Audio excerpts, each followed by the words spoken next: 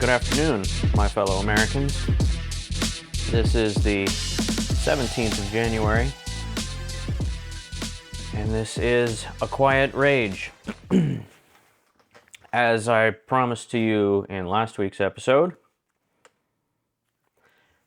what I want to talk to you about today is the tragic shooting death in Minneapolis of Renee Good, shot by an ICE officer in broad daylight on the street. Two broad categories I want to talk about. One, in the aftermath, immediate and extended. Specifically, the administration, the response by our current president's administration, President Donald Trump, our president. He himself, President Trump, claiming without evidence that she, Renee Good, ran over a federal officer, which she did not do.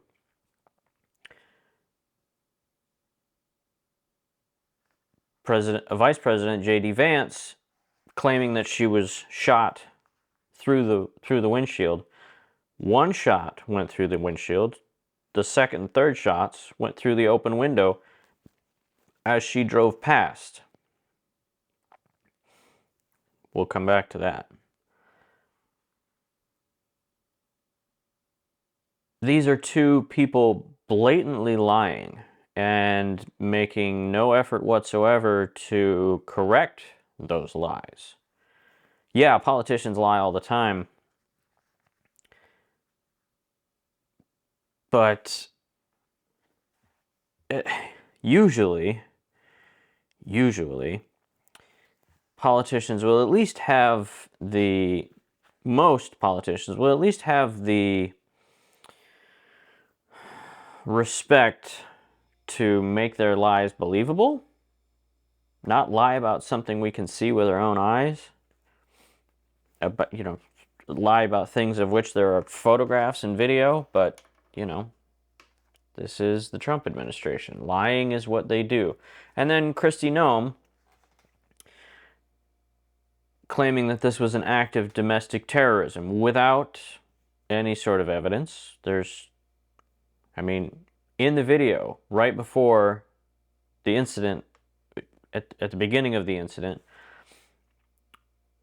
you can hear Renee saying through the window of her car, "I'm not mad at you." That's not something a domestic terrorist says. There's no evidence to support that she's a domestic terrorist. And I'll link here. There's a good video by Hank Green, a science communicator and educator on YouTube, and his take on truth. And he's, if you don't want to watch it, I'll paraphrase. If the truth was enough, they would go with that, but they're lying. And they continue to lie. In a normal administration, the response by all officials would be, this was a tragedy. We're going to coordinate with federal, state, and local law enforcement officers to conduct a thorough and complete investigation. And until that is done, I have no further comment. Now, sometimes that can get a little tedious, perhaps. Might seem evasive in its own way. Like, you can't make a comment on what we clearly see with our own two eyes. Well, not everybody agrees with what we have seen with our own two eyes. Obviously. And when administration officials, especially president and vice president, make comments about the victim here, it has consequences. Not for them,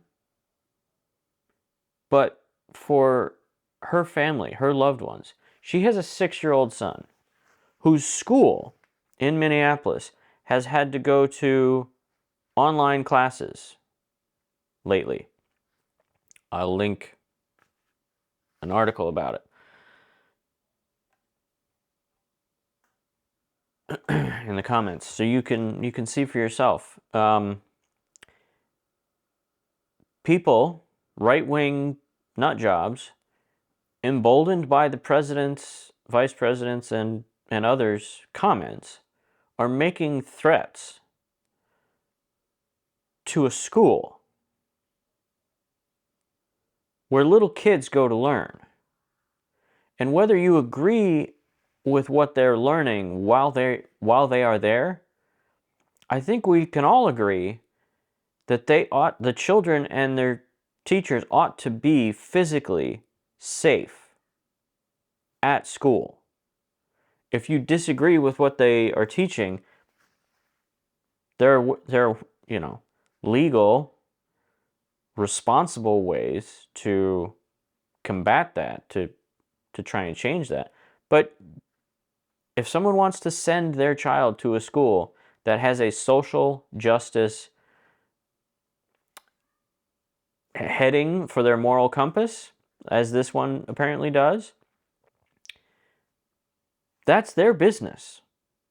If someone wants to send their child to a Christian school, that's their business. If you want to send your child to a trade school, that's your business. We don't get to threaten physical violence to schools because we disagree with their politics. That's not how it works in this country. But the president, vice president, and the rest of his administration couldn't give a single fuck about that. It's not their kids. They're not worried.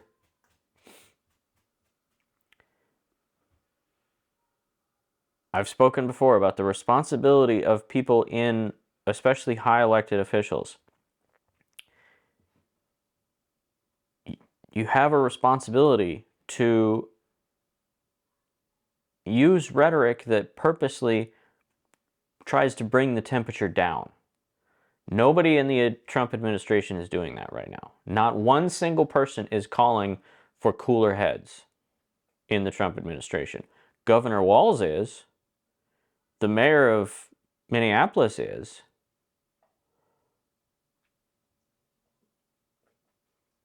I just wish the Trump administration was that good, but they're not. And it's disappointing. Trump is not responsible, neither is Vance or Noam, for the people that are making these threats to the school. But they are responsible for what they say. And an adult, a thinking, feeling, intelligent, empathetic human would know that making inflammatory comments only make the situation worse. There are always going to be wackos, but there will only when the president makes inflammatory comments will there be wackos inspired by those inflammatory comments. They'll use it as an excuse. Anyway, enough about that. Let's talk about the actual event. And before I do, I just want to make it clear I'm not a lawyer. I have very little experience vis-a-vis the American justice system. But I have had, on 2 different occasions, I have attended anti-terrorism force protection training provided by the Navy. Once in Hawaii and once in Connecticut. And if memory serves correctly, the first in Hawaii was a 3-week course, and the one in Connecticut was a 5-week course. And we actually, we learned tactics, individual and team tactics for crowd control, for taking and clearing buildings, searching for hostiles. And we actually used simunition, little soap pellet bullets that, just because they're made of soap doesn't mean they don't hurt. And believe me, they did. And we actually shot at each other. Our instructors played the bad guys and shot back at us.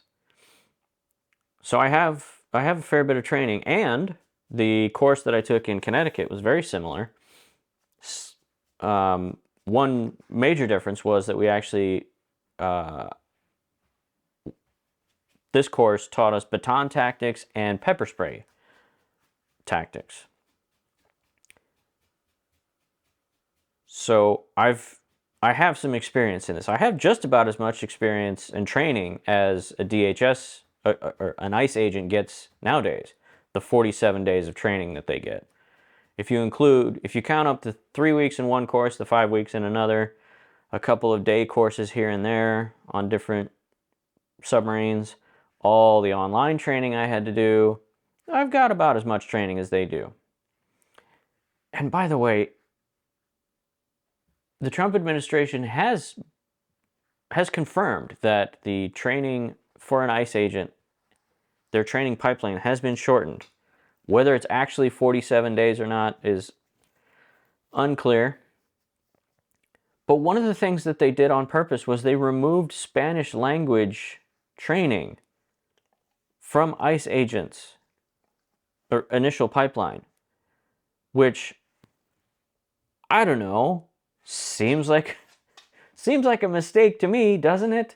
If what we're dealing with the most in this country is immigrants from Latin American countries where people speak Spanish,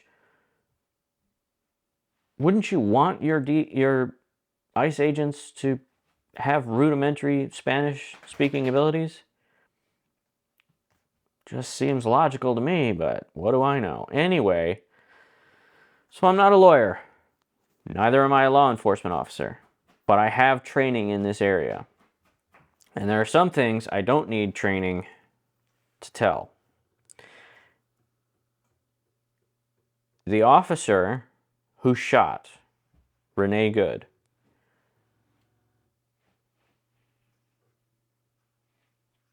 he was in the wrong. He was absolutely in the wrong. We see him on multiple videos, and in fact we have the video from his phone, because he takes it out and he starts recording. He's walking around the car and he's recording what she's doing. He is no longer, at that point, engaged in law enforcement of any type. He is, at that point, clout chasing. He's filming her so that he can dunk on her later. Look at these libs. Look at these people trying to slow our investigation down, trying to hamper our investigation. He wasn't doing it for evidence, because all you need for evidence is click a picture of the license plate. He walked all the way around her car, videotaping her with his phone. We have that footage.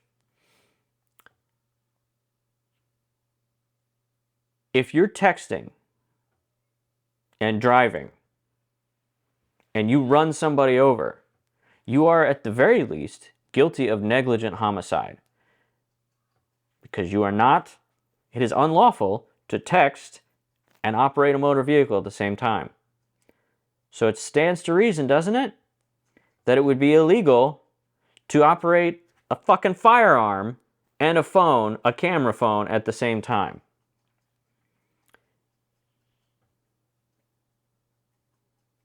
The problem, as I see it, the main problem that causes this incident is the fact that he is viewing the world through the screen on his phone. Because when you're filming, what are you looking at? Are you looking at the thing that's actually happening? No, you're looking at how it looks on your phone. So he probably completely missed the fact that the tires were pointed away from him.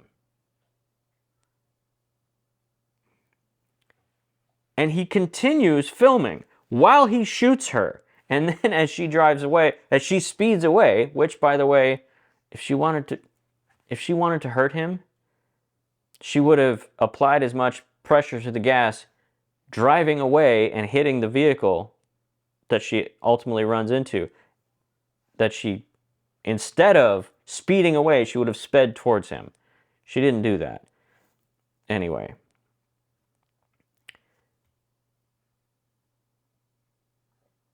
If the phone is not out, if he's not filming her, and he draws and shoots, the first shot may be authorized. But as she goes past him and he shoots a second and third time through the open window, when she is clearly not pointed at him any longer, those two shots are at the very least negligent homicide. At the very least. It is, I've been reading Department of Homeland Security law enforcement regulations. Deadly force shall not be used solely to prevent the escape of a fleeing subject, which she was at that. After she's past him and he continues to shoot, she is now a fleeing subject. Additionally, it later, and I will link the DHS.gov document that I'm talking about, which, by the way, let me get my facts straight here. This policy, this Homeland Security policy, was issued September 7th of 2018. Remember who was president. Okay? This is neither an Obama era, nor is it a Biden era policy. This is a Trump era policy. So, don't come at me with that bullshit. Anyway, it also, in this policy, it states that once the threat is neutralized, it is the duty of all DHS, which ICE is a part of DHS, Department of Homeland Security, it is their duty to render aid. Not only do none of the ICE agents present render any sort of aid, they prevent a man who identifies himself as a physician from even going to check a pulse. And 20 minutes later, when emergency medical personnel arrive on the scene, she still had a heartbeat.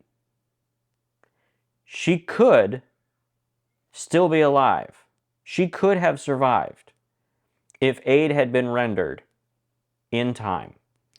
But DHS agents, ICE agents, not only failed to render aid themselves, prevented a man who identified himself as a physician from rendering any sort of aid as well. So not only is the officer who shot her excessively, most certainly guilty of at least negligent homicide, several other of those ICE agents that were in the vicinity are also guilty of negligence and should be charged. And as I said in the first half, any reasonable presidential administration would be immediately coordinating federal, state, and local law enforcement officers to conduct a thorough investigation and make sure that those responsible are held to account, and that lessons can be learned from this, that someone didn't die for nothing.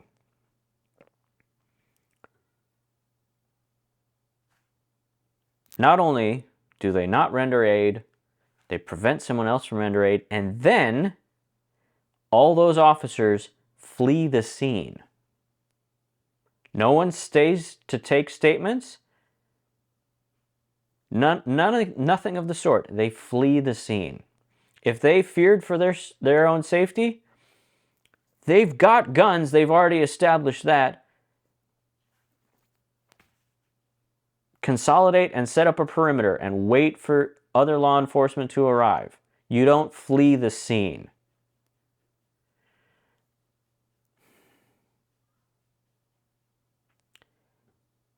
This is a tragedy. And we have an administration that is lying about it, that is not just failing to try and bring the temperature down, but actively trying to at least keep the temperature where it is.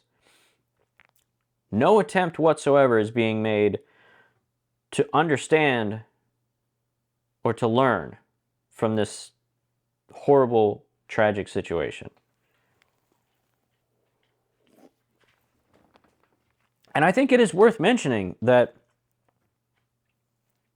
it's white people that are protesting. It's white people that are trying to hinder these unlawful agents, these alleged ICE agents, because they make a habit of masking themselves and not identifying that they are law enforcement agents. They show up in unmarked cars. What are we really supposed to think?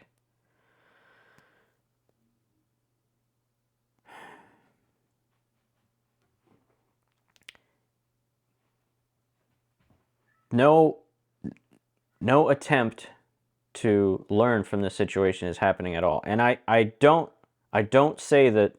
mention that it's white people doing this because I think we should be congratulated. I think we should be ashamed that it took this long for us to get involved.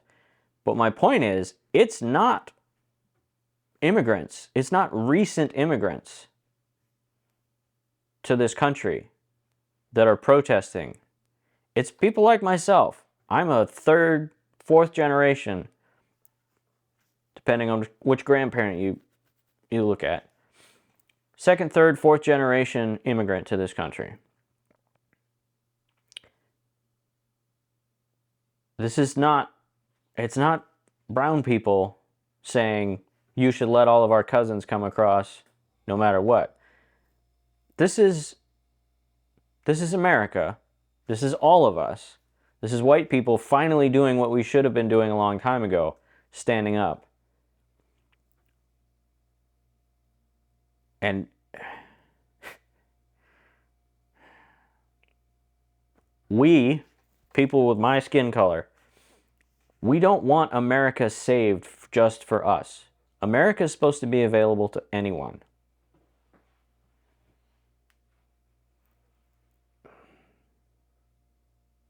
And not only do we make it more difficult, but even while people are here trying to do it the right way, we arrest them coming out of immigration hearings. The fear, the cruelty is the point. And like I said, the administration has made no effort whatsoever to learn from their mistakes at all. Things like this are going to keep happening. So what can we do? Well, know your rights. Specifically, know your rights to film law enforcement officers, alleged and otherwise, in the course of their duties. Stay back, stay out of the way, don't impede them in any way, but film, and do so, start filming in landscape and keep it that way. And do your best to keep everything that's happening in frame. Because if there were no videos other than if that officer was the only one with his camera phone out and recording, we would never see it. We might see an edited version, but the police would lie to us. How do we know this? Because they do. Law enforcement officers lie to us all the time. And our black and brown cousins have been trying to tell us white folk for a long time, police are out here killing us. They don't care. And they'll make up a story. So know your rights. Stay out of the way. Don't impede an investigation. But film these guys. Especially ICE. Because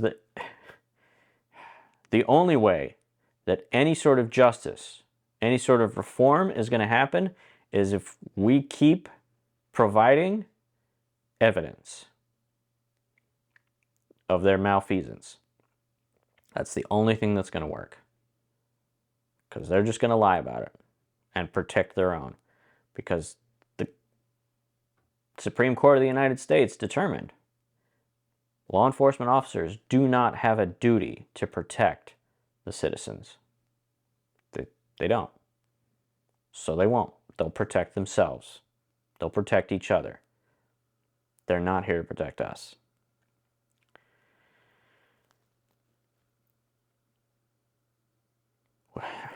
We got to change that.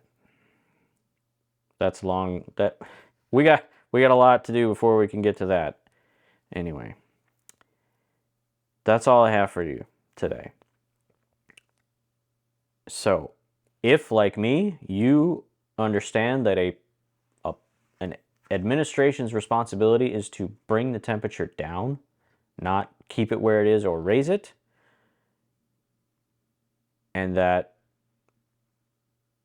a full investigation with all levels of law enforcement should be occurring, and the fact that it's not is on the fault of this administration, not anyone else,